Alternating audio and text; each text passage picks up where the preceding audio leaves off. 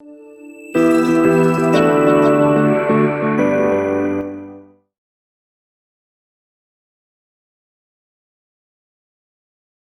aí, galera, é um prazer estar aqui falando para vocês. Obrigado pela oportunidade de ReactConf e obrigado por estarem aqui para me escutar, falando sobre manter o Web Apps em produção sem dor de cabeça. É um pouquinho de mentira, porque vai ter dor de cabeça, mas menos. Eu sou o Hugo Bessa, esse é meu Twitter. Se você tiver alguma dúvida, pode mandar um tweet lá para mim, conversar. Eu não posto muito, então se me seguir eu também não vou ficar fludando a timeline de vocês. E eu trabalho para a Telnix hoje, que está patrocinando esse evento. Se vocês verem, tem até no crachá também. E a Telnix é uma empresa de comunicação que a gente fala Communications for Ambitious Applications. Então, imagina uma operadora com uma API. Então, tudo que você faria com uma operadora, você consegue fazer através de uma API e muito mais outros produtos que a gente oferece também. E hoje eu queria convidar vocês a pensar sobre como lançar algo que dura.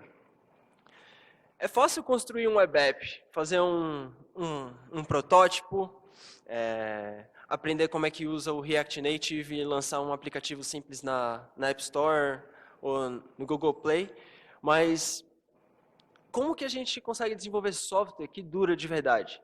Que não vai virar código legado no momento que você colocar em produção? Que não vai dar dor de cabeça daqui 5 anos, quando, sei lá, metade da equipe de desenvolvimento tiver trocado? Pensando sobre essas coisas, eu resolvi dar essa palestra, porque a gente às vezes conversa muito sobre construir e não muito sobre manter. Tem esse projeto que é um relógio. É um projeto incrível que se chama The Long Now 10,000 Years Clock. É basicamente um relógio que estão construindo, já projetaram, que ele vai durar 10 mil anos. Como que você constrói alguma coisa que dura 10 mil anos? Se você pensar, não tem basicamente nada que foi construído pela humanidade que ainda está em pé e foi feito há 10 mil anos atrás. Nem as pirâmides têm 10 mil anos. Então, quando eles estavam projetando esse relógio, existem diversas coisas que você precisa levar em conta, certo? Manutenabilidade. Como que as pessoas vão manter isso daqui 10 mil anos? Não tem como você prever como vão ser os seres humanos em 10 mil anos. Você precisa pensar até em não usar materiais muito caros para evitar com que civilizações vão lá e roubem o relógio. E várias outras coisas que você começa a pensar que, se você só pensou em construir um relógio normal, você não leva em conta. Mas a partir do momento que você quer construir algo que dure bastante, você precisa levar em conta desde o início. E como a gente pode aplicar isso em software? Eu dividi 3 tópicos: desenvolver com intenção, refatorar incrementalmente e monitorar sempre. Começando com desenvolver com intenção. O que eu quero dizer com isso? A gente está sempre aprendendo sobre frameworks, sobre bibliotecas, sobre linguagens, está sempre mudando. Tem sempre um novo, alguma coisa que promete uma vantagem aqui, outra ali. E foi assim quando o React foi lançado também. E vão ter mais muitos frameworks, vão ter muitas bibliotecas, vão ter muitas linguagens para fazer o que a gente faz. E elas talvez resolvam problemas diferentes e tenham vantagens e desvantagens. Mas a gente tem que sempre lembrar que elas são apenas ferramentas. Quando a gente está escolhendo o que usar num projeto, não é só o que tem uma conferência, não é só o que tem mais estágio no GitHub ou qualquer coisa assim.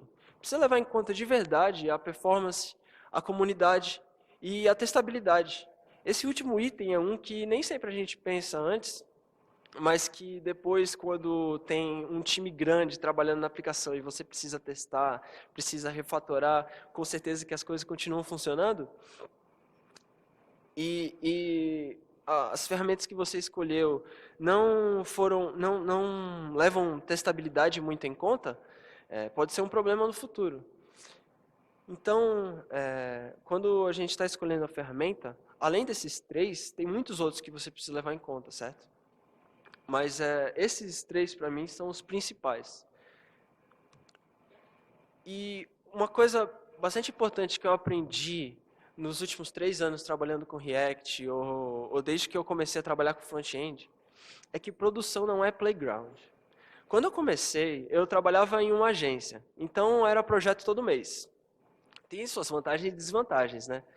É sempre correria, mas ao mesmo tempo eu pude experimentar diversos tipos de projetos e diversos tipos de ferramentas diferentes para resolver vários problemas diferentes. E todas as vezes, sem exceção, que eu tentei transformar um dos projetos da empresa em um playground para eu aprender uma tecnologia nova, eu destruí o projeto. Eu precisei trabalhar muito mais, o projeto atrasou, os outros desenvolvedores não conseguiram usar, e eu acabei aprendendo isso do jeito difícil. Mas quando você leva em conta que produção é um ambiente em que o código que está lá precisa ser um código realmente bem feito e pensado, a gente não vai mais ficar usando qualquer framework novo ou linguagem nova que ficou famosa, certo? Mas a gente quer usar ainda essas linguagens e é importante, como os desenvolvedores, desenvolvedoras, aprender a usar essas novas tecnologias que vão sendo lançadas, né? Uma forma que eu vi isso funcionar muito bem foi em empresas que eu trabalhei que essas linguagens novas, frameworks, bibliotecas, eram utilizados para desenvolver aplicativos que não eram não era o núcleo do negócio. Então, bots para conversar no Slack ou qualquer coisa, dashboards para a galera de negócios para ver, sei lá, vamos usar aqui essa nova biblioteca de renderização de gráficos para mostrar dados financeiros para o pessoal de negócio ou qualquer coisa. Pô, ferramentas de administração, né, internas, ferramentas internas. Porque quando essas quebram, pode prejudicar um pouco o negócio, certo? Se a galera de financeiro não entende o que está acontecendo, pode dar algum problema. Mas a imagem da empresa não está sendo manchada com o usuário final. E eu aposto que quando o site que o usuário usa, quando ele para de funcionar ou quando ele não funciona direito, o prejuízo financeiro é bem maior. Então, desenvolver com intenção é realmente colocar um pouco colocar mais tempo no seu dia para pensar sobre o que você está desenvolvendo. Sentar com um time que vai desenvolver alguma coisa e pensar sobre arquitetura antes de começar a codar. Ler blog posts e não aceitar tudo que estão falando, né? É muito normal a gente ler algum texto, ou algum livro até, falando sobre todas as vantagens de uma biblioteca. Mas é bem raro encontrar todas as desvantagens de uma biblioteca. Quais são as desvantagens de React? Eu acho que não tem nenhuma palestra aqui hoje falando sobre desvantagens de usar React, né? Mas tem várias. E se você não parar e analisar, talvez aceite que React é a salvação e acabe tendo problemas com essa ferramenta no decorrer do projeto. Então, é importante analisar, documentar essa análise e iterar. E estar sempre fazendo isso, porque algo que era verdade há 2 anos, por exemplo, talvez mais do que isso, mas uns 4 ou 5 anos atrás, ninguém escolheria o React pela comunidade, eu acho. Não era grande.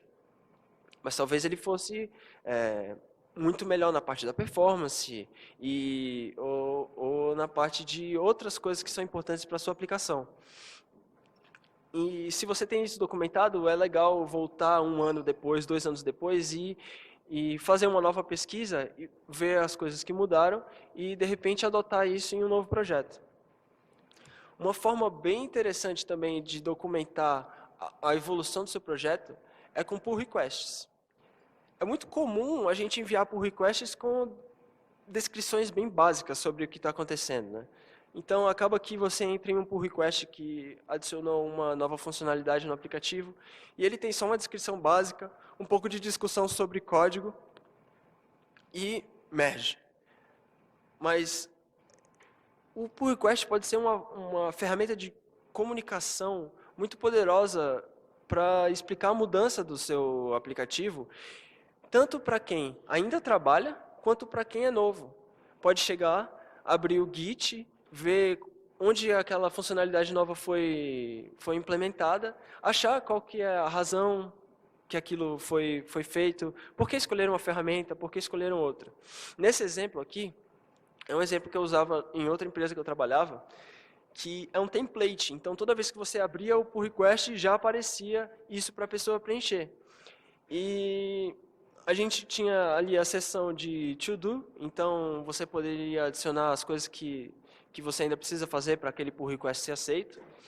Uma parte de teste manual. Então, isso foi adicionado depois de várias vezes alguém mandar um pull request, as pessoas tentarem testar aquilo manualmente e não conseguirem encontrar o jeito. Depois que o time adicionou essa seção do pull request, só de ter essa seção, as pessoas começaram a documentar como que se testa aquele estado, como chega naquele bug específico. E a outra parte é cross-browser testing. Quantas vezes eu já esqueci de testar no Firefox? Se funciona no Chrome, no Firefox vai funcionar. A maioria das vezes sim, mas tem sempre aquele bugzinho, aquela forma diferente de entender um elemento que vai fazer o seu web app quebrar. Em um desses, principalmente lá no IE 11, né? Nessa empresa a gente nem testava no IE 9, 10 e tal, já era um alívio, mas até no IE 11, por exemplo, o Flexbox, tem muito bug ou problemas de implementação antiga e a gente usando a implementação nova. Então, documentar pull requests e mudanças foi uma coisa bastante importante para a gente manter esse projeto organizado, né? A segunda parte de criar um web app que dure seria refatorar incrementalmente. Cansei de contar as vezes em que eu queria reescrever uma aplicação. Porque a gente vai tomar decisões ruins. Você vai escolher uma biblioteca que não seja a melhor, ou ela vai parar de ser a melhor depois de um tempo. Então, a gente precisa de uma forma de alterar retirar essa biblioteca, refatorar o nosso web app, né? A melhor forma, na minha opinião, de fazer isso é incrementalmente. Porque se você faz uma grande reescrita, você acaba com isso. Você queria mudar um componente, mas acaba tendo que reescrever todos os outros, porque você decidiu refazer a aplicação. Se você tentar arrumar uma forma de mudar somente aquele componente de dentro, com o React é bastante fácil fazer isso, tanto adicionando React num projeto, quanto colocando um outro framework ou uma outra biblioteca dentro do React. Então, uma dica é evitar a grande reescrita, né? E começar pequeno e ir movendo para cada componente até você ter toda a aplicação reescrita. Usar testes é muito importante enquanto você está refatorando, justamente porque você dá aquela sensação de que as coisas estão indo bem. Talvez os testes estejam passando e o que está funcionando, o que era para funcionar não está funcionando, mas tendo testes, pelo menos você tem uma certa garantia de que aquilo que você refatorou ainda funciona. Com React, uma biblioteca nova, relativamente nova, para testes é a React Testing Library, e é muito boa, que deixa você testar utilizando testes de unidade e ajuda você a fazer mocking de requisições HTTP e todas essas outras coisas que às vezes é difícil de testar, essa biblioteca deixa bastante fácil. E a Cypress é uma ferramenta muito interessante para fazer testes de integração, aqueles que vão clicando mesmo nos botões e testam como se fosse um usuário. Uma outra parte de ter uma web app que dura é monitorar sempre o que está acontecendo com ela. Não espere o cliente avisar que algo quebrou. Essa é, sinceramente, a pior forma que você tem de descobrir que existe algum bug. Aquele cliente que necessita do seu app e ele não está funcionando e ele ficou tão frustrado que avisou. Porque tem todas as pessoas que se frustraram e simplesmente fecharam e foram para outro, né? Uma forma de monitorar o que está acontecendo é monitorar as exceções. Monitorar se teve um undefined is not a function ou qualquer coisa que acontece em tempo de execução. Lá na Telnix a gente usa o Bugsnag, que nem o pessoal da Globo, e ajuda bastante a gente a monitorar se, por exemplo, um novo código que foi publicado começou a gerar algum bug novo.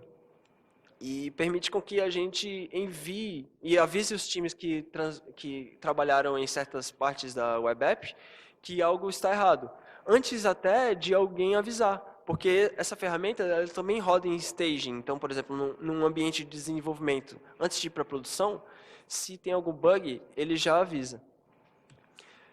E outra coisa bastante importante, principalmente para pessoas que trabalham em empresas que têm web apps que geram assim, bastante dinheiro e que está em pé, é muito importante, é ter plantões definidos.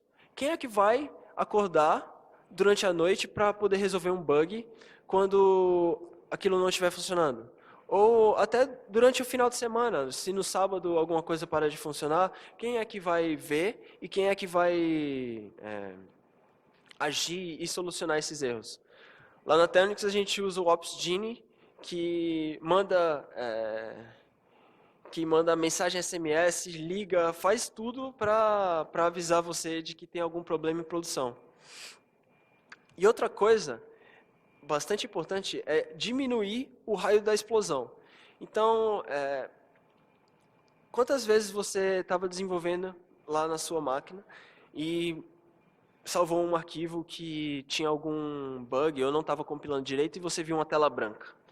Várias, eu pelo menos já vi várias vezes isso. E já vi isso acontecer várias vezes em produção também. Uma tela branca é a pior coisa que você pode mostrar para o usuário porque você falhou completamente de renderizar qualquer coisa na tela. Uma forma bem fácil de resolver isso no React são os Error Boundaries. É uma novidade do React 16, se eu não me engano, que permite com que você basicamente encapsule componentes e façam com que qualquer seção que seja lançada naquele componente só afete ele e todos os filhos, mas não afete o resto da aplicação. Então, vamos supor, a gente tem uma aplicação com vários componentes, certo? Um componente deu problema. Se você tem esse método num componente de classe chamado component.didCatch, ele vai praticamente fazer como o try-catch, né? Ele vai pegar essa exceção e deixar com que você trate essa exceção e, por exemplo, renderize uma tela de erro ou esse componente não está funcionando agora para o usuário, em vez de quebrar a aplicação inteira. Cada uma dessas coisas são muito importantes para a gente manter o web app funcionando, certo? Desenvolver com intenção, refatorar incrementalmente e monitorar sempre o que está acontecendo. Tem uma história nesse livro que eu li há pouco tempo, que é o Defective Engineer, que ele fala que ele era desenvolvedor em uma startup que já tinha um número grande assim de pessoas, de desenvolvedores trabalhando lá. E ele tirou férias. Foi escalar uma montanha. No meio da montanha, de alguma forma, ele recebeu uma ligação do chefe. Ó, tá tudo fora. O que você faz no meio da montanha quando tá tudo fora? Bom, eu acho que para escalar uma montanha ninguém pensa em levar o notebook se produção cair, né? Então, o que aconteceu nessa história real foi que ele teve que voltar. Então ele voltou, ele não chegou no pico da montanha, ele voltou depois de horas, porque montanhas você passa horas para chegar no final da base da montanha. E ele teve que voltar tudo a pé até chegar no lugar onde tinha o notebook dele e abrir e solucionar o problema em produção. Enquanto isso, Ele estava frustrado que tinha que voltar, as férias acabaram, né? E o cliente estava esperando o desenvolvedor voltar da montanha. Eu fico imaginando a ligação do suporte. Não, senhor, o nosso desenvolvedor está voltando de uma escalada e ele vai resolver seu problema, tá? Isso não parece muito bom. Então, da próxima vez que vocês começarem a planejar um novo projeto ou se reunirem com o seu time, pensem nesses 3 tópicos. Desenvolver com intenção, refatorar incrementalmente e monitorar sempre. Se tem algum desses que você não está fazendo hoje, é bastante fácil começar. Então, usa algumas dicas que eu dei e começa a ler um pouco mais sobre como manter as coisas em produção, que tem muito conteúdo sobre isso. As interfaces são a cara da sua empresa. Na Telnix, se o nosso web app principal para de funcionar durante uma demonstração para investidores, eu acho que não vai pegar muito bem. Ou então, pessoas que dependem da gente para fazer ligações, ou até telefones que vão ligar para a polícia, precisam estar funcionando a todo momento. Então, desenvolver pensando em fazer coisas que duram é bastante importante. Eu queria agradecer a Telnix, que me trouxe para o evento e está patrocinando aqui e tornou possível tudo isso. Avisar vocês que a gente está contratando. É só entrar em telnix.com/careers e lá vocês vão ver uma descrição da vaga, como a empresa funciona. E nós estamos contratando desenvolvedores front-end, pessoal que sabe React, para trabalhar remoto daqui do Brasil, junto com os nossos escritórios em Chicago e em Dublin. Obrigado. Hugo, show demais, cara. Fantástico. Não é brincadeira manter isso, cara. Muitos detalhes.